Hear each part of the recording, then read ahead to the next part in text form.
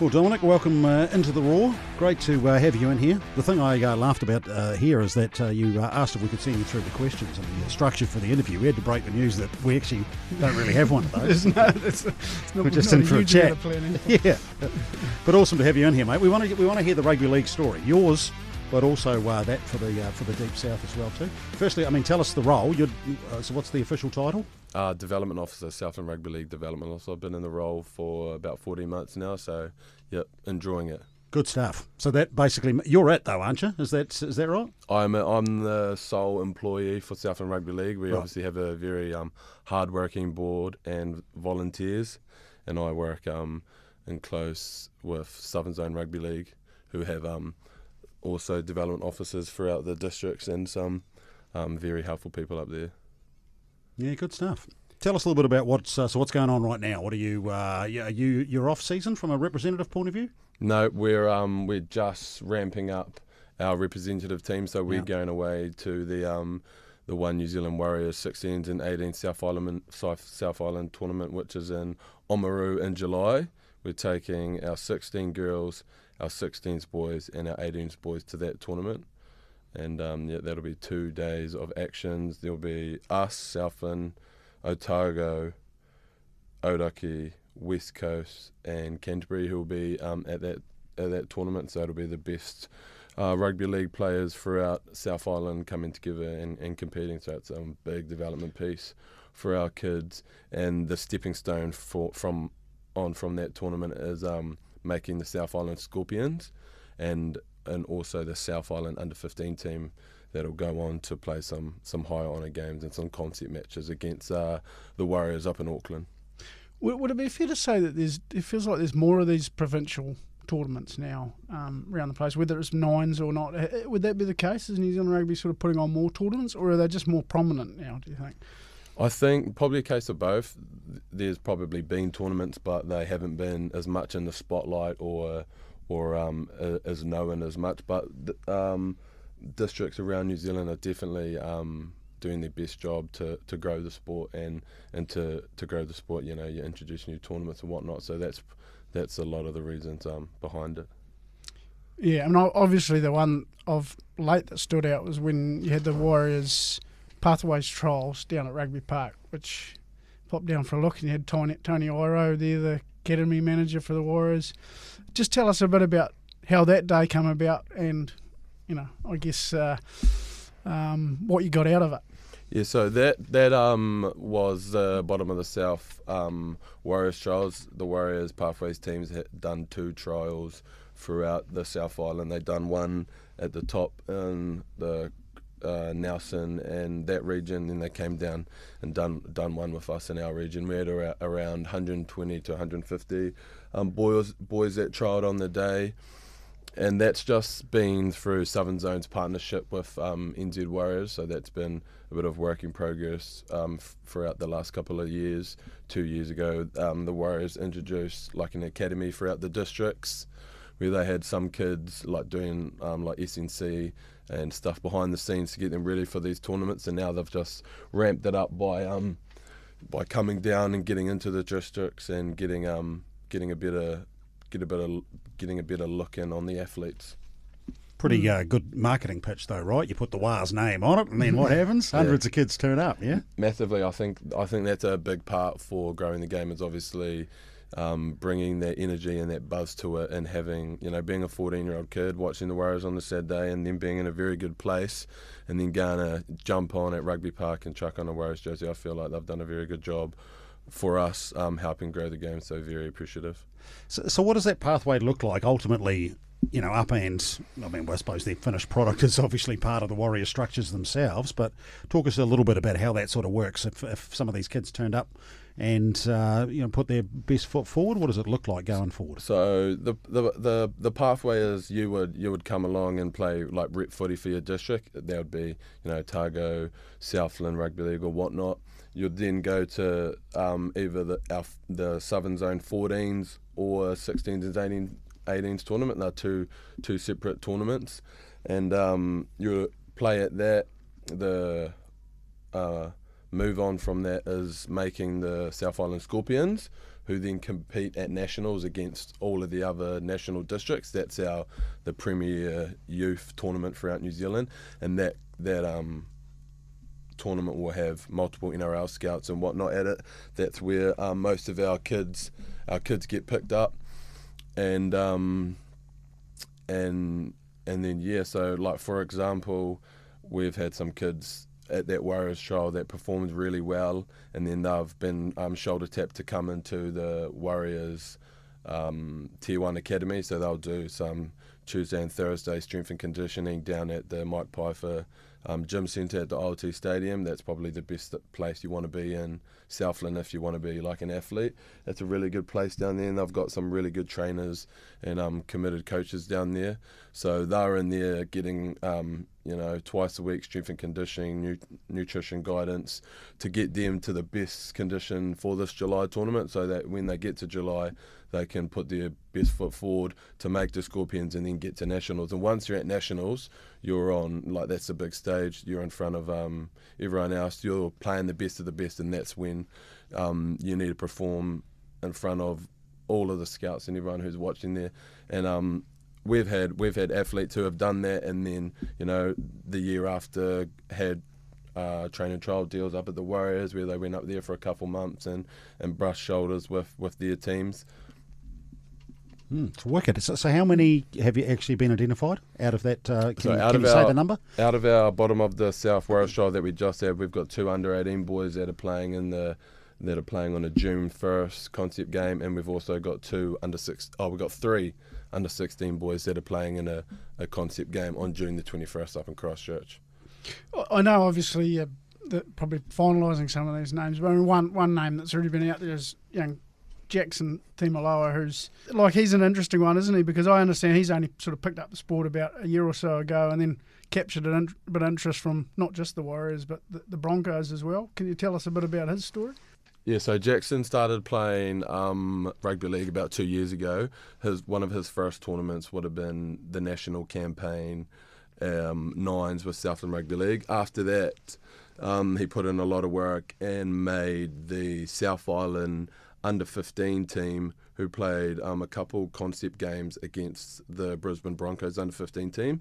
So they came over to Christchurch and they played some concept games, and throughout those concept games, Jackson impressed the Brisbane Broncos selectors that were over here, and then he got brought into the Christchurch hub Brisbane Broncos Academy. So I think it's the last Sunday of each month, he travels up there and does some high-level development with the rest of the academy. I think there's about 20 to 30 kids in there, and so he loves it. It's super good development. He's brushing shoulders with some of the best league players we have, and just the knowledge that he's gaining, he's always super excited when he comes back. He's got heaps to say, but I know that obviously the Broncos, and we know, are a well-established club, and they'd have some very good development systems in place, and sounds like he's doing a lot of learning there, so yeah, good.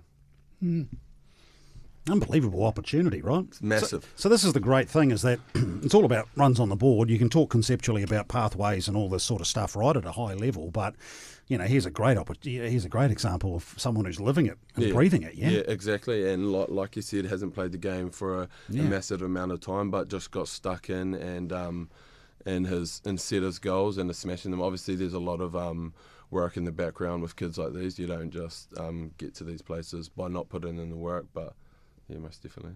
I guess the reality is, as the NRL increases teams, the more teams out there, they need more players, so they're searching everywhere to try to find them, including in Invercargill. Yeah, 100%. Yeah, the game's going. The game is growing. They want more teams, so obviously they need players in those teams. And when I first started this job, the people said to me 2030 is when when New Zealand will get the second NRL team. I'm a bit sceptical on that date now, but I've still got hopes that we'll get the second NRL team, the South Island. But we'll see. It seems promising what's going on and how they're trying to grow the game. And I don't know, this is a conspiracy theory. I'm going to throw it out there too. I've never seen the Warriors get so much calls ever. Like, ever. We get every single good call, and if you wanted to grow the game in New Zealand, it would be get the Warriors to the grand final, and I've never seen them get so many good calls ever. It's our year, I reckon. Yeah, okay, there it is. They might be banking them up for the second half of the season. Someone's helping us. Yeah. It is good. Yeah, you've been through this pathway yourself, right? Probably slightly different. I'd be interested. We'll get to that about the changes that but you obviously came through the ranks because tell us a little bit about your playing story from a rugby league point of view, especially at a junior level. Yeah, so I grew up. I was Southland born and bred. Went to boys high. Me and a couple mates obviously watched the Warriors on TV and whatnot. And what years are we talking here? Oh, that's a great question. I'm 27 now. Right. About 10 years ago. Yeah, over 10 years ago. When I was year 10, 11 at boys high, playing first 15, and a couple of our first 15 mates went and played Southland Rugby League, and went up to I think we drove up to Nelson. It was a massive drive, like 14 hours in a bloody Riverside Rentals van. But we got there safely, and it was a great tournament, super eye-opener. Me and the bros went really well, and then made like the higher honours team, South Island Scorpions. Actually played alongside Lester Whaganuku in that team. He was our starting fullback. We got to like fourth that year, and he was the reason why. As soon as they kicked the ball, he'd catch it and either get 80 metres or score a try. He was a freak, and he was the same size as he is now back then, honestly. That would have been quite intimidating. He was massive, and I remember a massive eye-opener like around a professional sport and the opportunities was when we were at that tournament. We went to like this big group dinner, and they were all talking, and as we were getting into our Riverside Rentals van, this guy all like dressed up in a Titans shirt came up to us, and he was like, right, do you know where Lester is? And Lester was in the back of the van because he was real humble and real quiet, and he was sitting there probably like reading the book or something. And then this Titans guy like hooked him up a free pair of boots, and he was like, here goes your boots for tomorrow. And I remember the whole bus were just sitting there going, what the heck is this? Like, back in 2015 or whenever it was, that wasn't something that happened all the time, so it was a massive eye-opener for us. But yeah, I played in that tournament. It was a time in my life I really loved rugby league at that time. Before then, I was like an out-and-out rugby union boy and was always going to be an All Black. That was my dream. But it changed in a blink of an eye, and then I moved. So what made that change? What? I think I just liked rugby league. I always grew up. Obviously, growing up from Southland, you're like rugby's in your blood and whatnot. But I just liked the game more. I was a bit more open. I always played like prop hooker and probably in rugby union and swam between the both. Probably wasn't big enough for prop, but wasn't agile enough for hooker. But when I found league, like it kind of suited me more. I was just like a big ball runner and really, really enjoyed it. I just like getting in the defensive work and being a big boy that was running was something I really enjoyed. And it was probably... You like hitting guys, you can say. Yeah, 100%. And it was probably something that I wasn't suited to rugby, and there would be times rugby where people would tell you had a good game, but in my head it didn't feel like I had a good game. I didn't feel like I was busy enough. But once I found league, it was a completely different story. It was... I just loved it, and I didn't even look back. Went to Australia within like 2 months to go and live with my nan, and played some club footy over there. Had some success in club footy, and then went up to used to catch a hour 40 or 40 minutes. Can't remember how bloody long it was. Train all the way from Sunshine Coast to Brisbane for every training to Wynnum Manly for like Mount Meninga, I think it was. It was like an under 19 grade. We used to train in February in like 30-degree heat, just running rings and rings and rings. It was the hardest shot I've ever done in my life. Done that for about 4 years, played some games for Sunshine Coast, for Wynnum Manly, and some club stuff for Caloundra Sharks. And then got the best of me, came back home, and then pretty much just sat on a farm up until about 14 months ago. Done a lot of character building and had 2 kids, and now I'm back in rugby league, super passionate about it still. Had my time off and realised what my why was and why I was involved in the game and what got me to this game. And now I'm back just trying to make a difference, trying to get involved, help other kids succeed through these pathways, show kids that these pathways are open, and just trying to be probably a bit of a support person that I needed to be when I was a young athlete.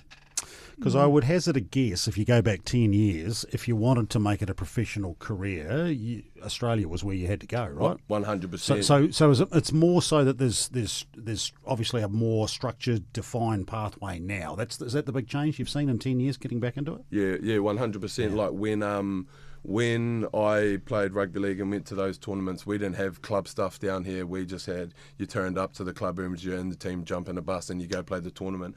Now it's much more different. Like we have a youth championship down here that runs Wednesday night. Otago have competitions, Ōrākei have competitions. The districts have just done really good jobs within their areas to build competitions and grow the game, and that's made the pathways easier. The Warriors are doing a better job. The New Zealand Rugby League are doing a better job. There's more tournaments. The New Zealand Māori Rugby League Association, they run a tournament every month, so they're covered for all of the age groups, right down from like under 10s right up to the adults. And there's the PYC tournaments. There's literally about a rugby league tournament every month. Yeah, nice.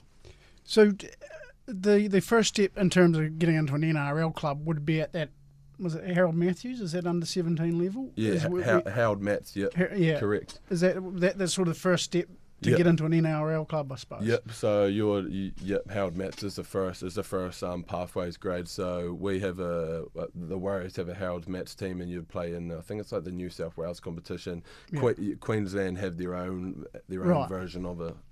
Right. Yeah. So I guess that's what the younger ones are trying to crack. 100%. That's HM. That's what they talk about, trying to crack maths. That's the word. I want to play Howard Matts. Yeah, that's what they talk about.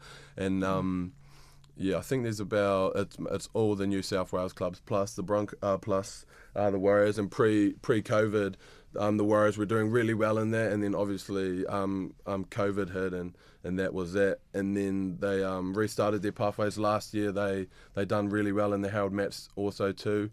They had a pretty good season this year. I think it's just finished up. The Harold Matts and all of that junior pathway stuff is just finishing up. So the reality, if we bring it back to Southland, a kid from here, gets to that level where they're interested in for the Harold Matts, they have to obviously spend some time living in Auckland, I'd imagine.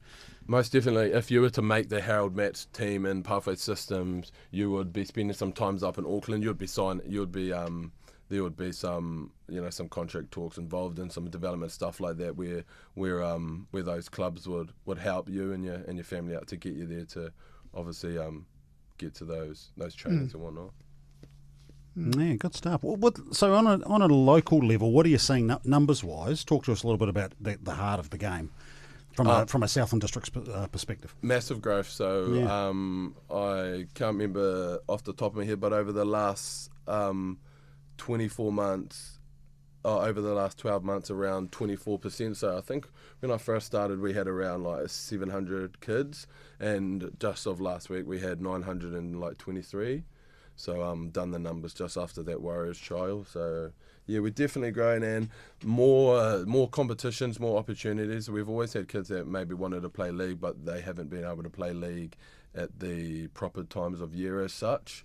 But now with the introduction of like our youth championship comp, they will literally play club footy, then they'll play a little bit of rep footy, and if they play good rep footy, then they'll go to national. So it's a right run-in to representative football, when usually our kids would be on the back foot because they wouldn't get this run-in. They'd go straight away to tournament. If they have to go to the next level, they're at the back foot because they haven't even really learnt the basics at the start of the year, what everyone else had.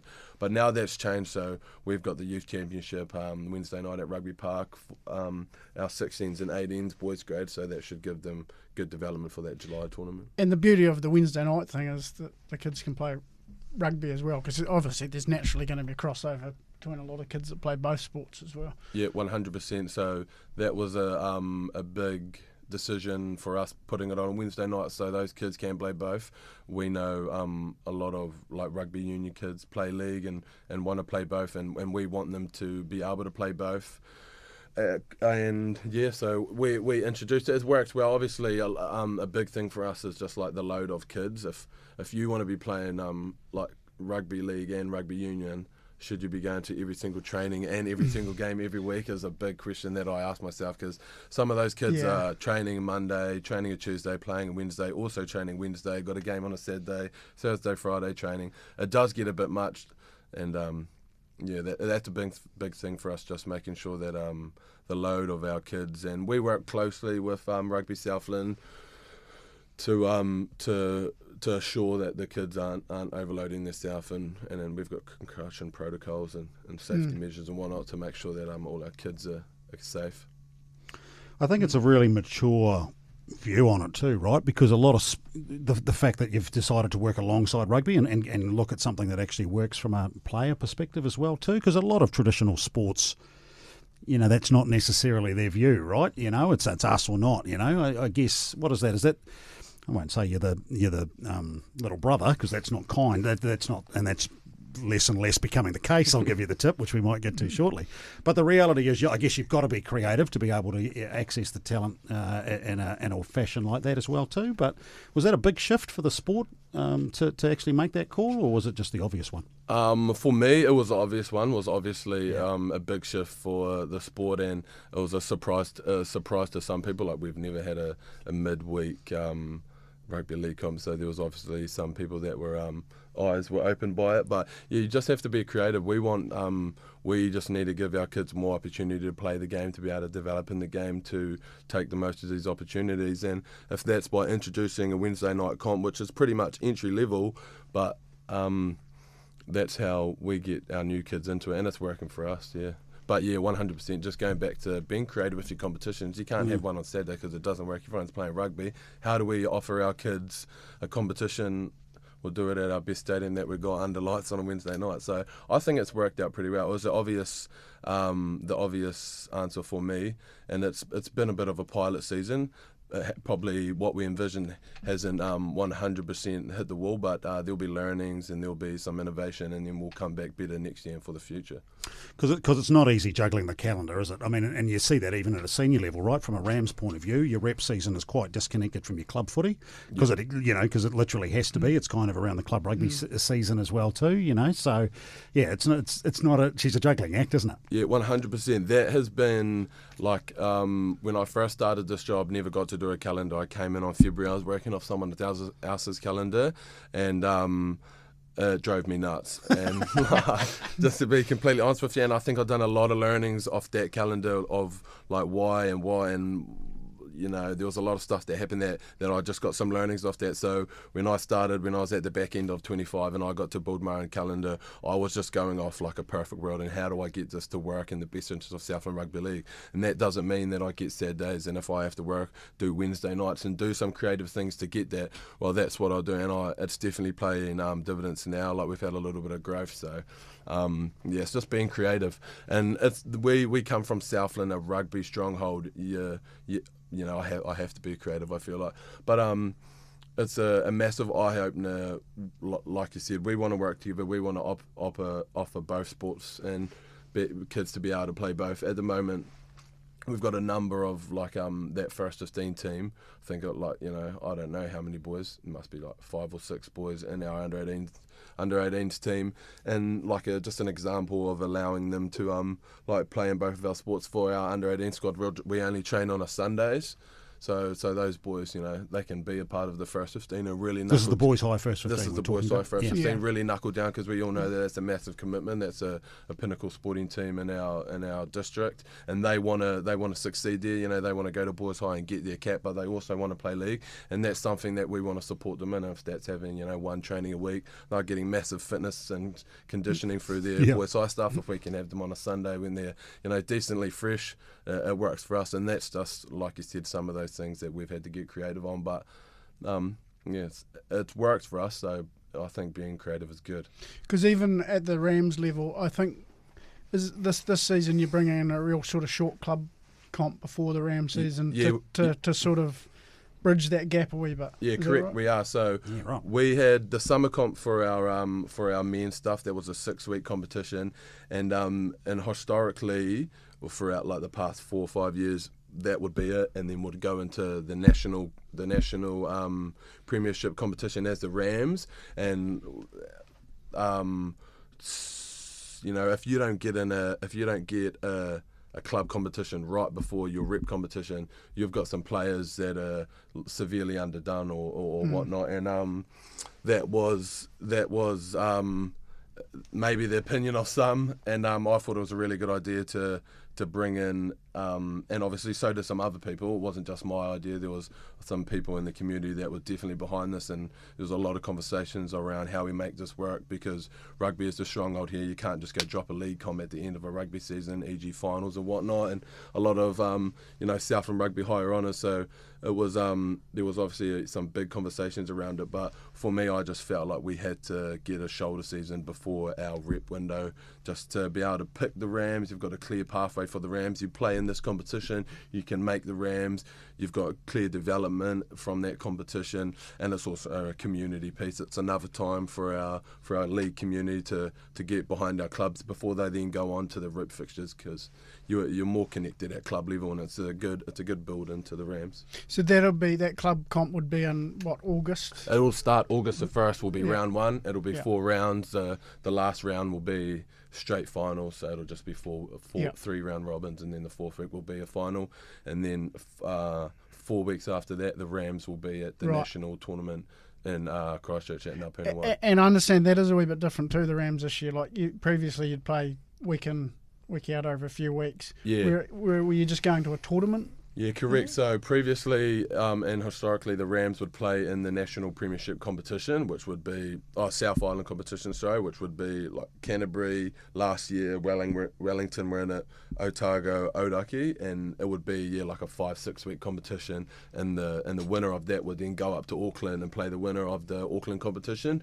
Now it's changed a bit, where they've got a South Island premiership and a North Island premiership, and then the top 2 from each premiership will play in like a New Zealand premiership type thing. But apart from instead of sort of playing, it's just each a tournament. Week, it's just a tournament. You go and you play like back up. Play a few games over a few days, basically. Yeah, correct. So it used to be 6 weeks where you would just go, you would play week after week, but now it's like a tournament format, like the youth would. So it's a 2-day tournament at Ngā I think on the first 2 days we're playing 2 games, and then on the second games you'll play 2 games.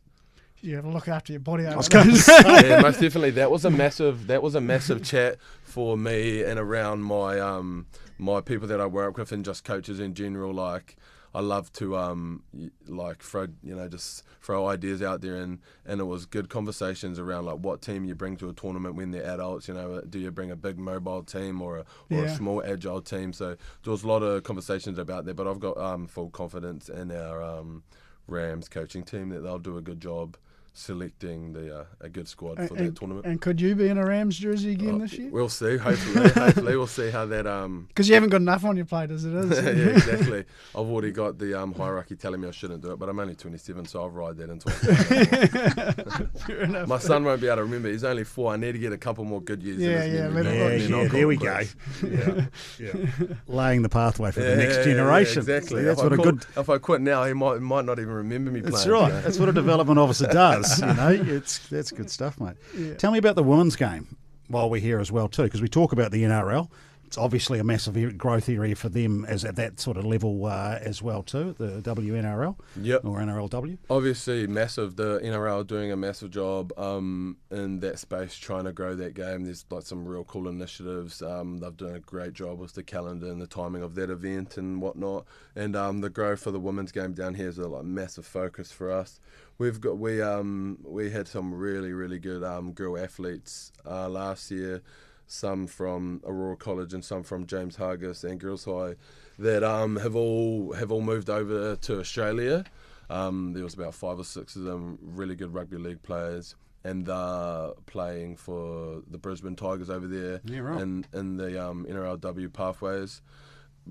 Doing really well, but massive focus for us is growing the girls' game down here and just making it inclusive. Girls days and some girls development days, and just really a big focus on growing the girls sport, because it's it's a focus for us. So those girls have moved over there for rugby league purposes, opportunities, Yep. basically. Yeah, 100%. They took upon themselves like a bit of a joint venture type of thing within the families, and they I think I can't speak 100% on their situation as I'm not too close to it, but I do know there was some player identification, like scout guy in there that was helping them out and really connected with the family and put some opportunities on the table, and got the girls over there. When to my understanding, like went over there as a group and have been working quite closely with each other to try to take the opportunity the best they can. And I watch closely, very busy man, but they are absolutely killing it. Like I know that a couple of them have won their age group competition and are moving on to play Harvey Norman. We've got a couple girls this year that would have played in our girls pathway system that'll play in the Harvey Norman this year. Because we talked about the NRL men's competition growing, but the NRLW's even more and they need to find players, don't they? 100%. I think the massive growth is within the girls' sport, and it's probably where there's probably girls at home that are sitting at home and like looking at the TV and going, I'd love to be NRLW, but inside their head probably don't know the level of skill that it takes to get there, or maybe not even have the confidence, but they definitely have it. Like these NRL girls, some of these girls have only been playing like rugby union for a year, or like they come straight from rugby. 12 months of like hard work, the NRLW is very attainable, and girls from Southland, especially those young ones that have came through our pathway, that's definitely a goal that should be on the top of their list for them. Because it just seems from the outside too, and you've probably given us, Dominic, a couple of insights into that as well, just how active at that scout level and that talent identification and recruitment side of things the sport is by comparison. Now, you won't say this, I might say it, that there are the traditional rugby pathway, they get them, they've always got them. That's just the pathway we did as youngsters, right, growing up. But here you've got to have a sport that's got to, be a lot more active in that space. But man, and that's definitely the case, right? Because you're hearing stories of all this talent being gobbled up around the country as well, and the impact that it's having on the 15-man code. And I think it just comes back to how they've been creative with their opportunities. Like just last month, I was in Dunedin for a Warriors girls development pathway. It was in partnership with the Harvey Norman. It was called the Heartland Harvey Norman Women's Program.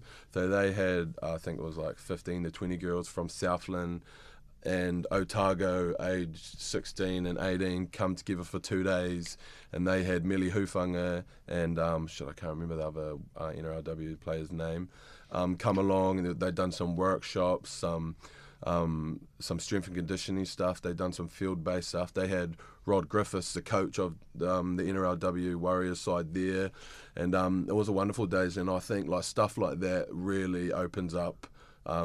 Like if you're involved in that as an athlete, that really lights something inside of you and gets you going. And if you're an athlete that's maybe too young for that, and you see that on social media and on the news, that's something that you want to put yourself to and you want to set a goal to. And I think clubs in the NRL are just doing a good job of getting creative and getting the kids wanting to be involved.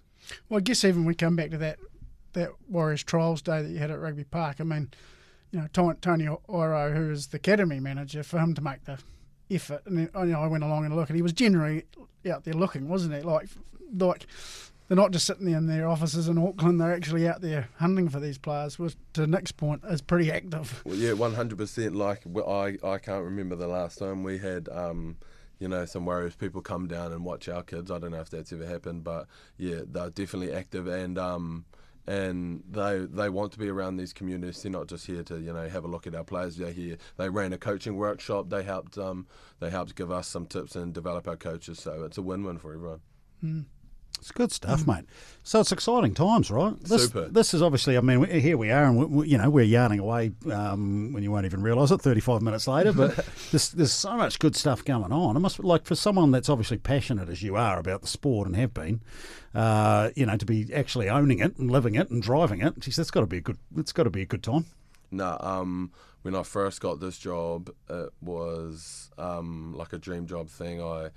I was, sitting on a farm looking to do other things within my life, and when this came when this came up, it was something that I grabbed with two hands and like was very passionate about. And yeah, I've done like massive amount of learnings in the last 4 months, and probably will continue to do more learnings throughout the next 12 to 14 months. But love this job, love working with the youth and working within sport. Sport is like a massive passion for me, and obviously also like the youth is. I'm a big like advocate for being someone that I needed when I was a young athlete, want to help people succeed. And coming from little Southland, it's like a little family here. Once we get a NRLW player and an NRL player, like they're all our cousins, we all know them, so that's just something I'm trying to jump on. I would love to be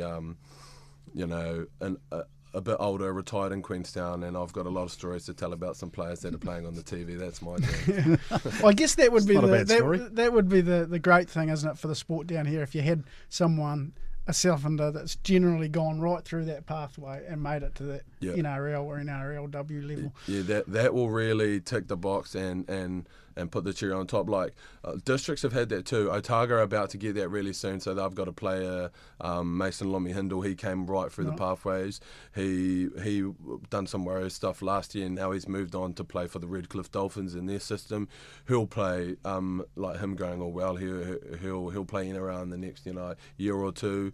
They've also had another player that's just signed a contract with the Dragons.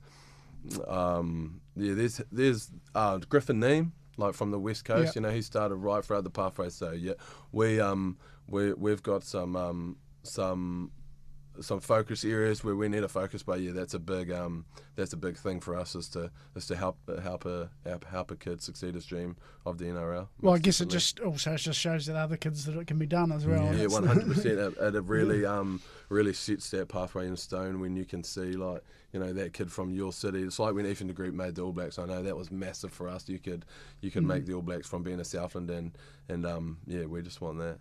I think the good thing too, mate, and we'll put a lid on it here, but for you as well too, having had all of these aspirations as a player, having gone and had a crack, having it perhaps not worked out perfectly as you would have probably scripted it up, and I suppose there was danger, right, that the sport had lost you, to re-engage as well too. I mean, that experience for you must put you in a great position to be able to not just identify some of the challenges, right, but also to be able to assist from a player development point of view. Yeah, 100%. I think that's where I have a little bit of difference and can offer a little bit more, maybe guidance or experience.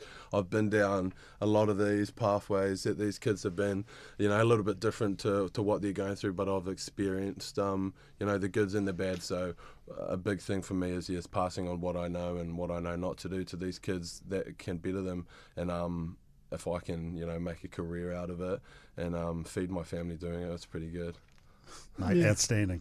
Hey, good job, man. Look, awesome to get you in and to have a chat through it. Doing great work, which is awesome. So keep that up, all right? And Thank you. we'll Thank keep in touch. Thank you very much for having me. Well, thanks for coming.